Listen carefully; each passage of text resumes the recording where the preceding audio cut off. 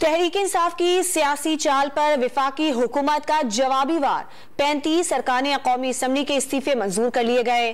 इनमें PTI के 33 और अवामी मुस्लिम लीग के 2 अरकान शामिल हैं।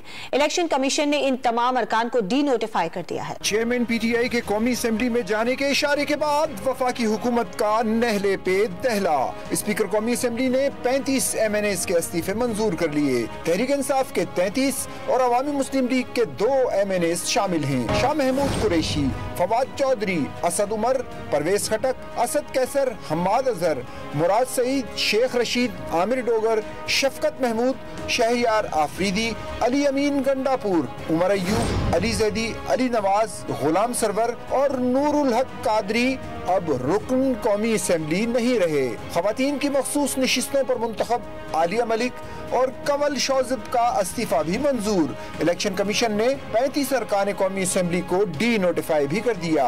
इलेक्शन कमीशन ने एलामिये में मुस्ताफी होने वाले अरकान की फहरिस्त जारी करते हुए वाजे किया कि स्पीकर कौमी असम्बली की जानिब से इस्तीफे मंजूर होने के बाद ये अरकान अब मेंबरान असम्बली नहीं रहे और इस एलामिये का इतलाक आज से ही होगा।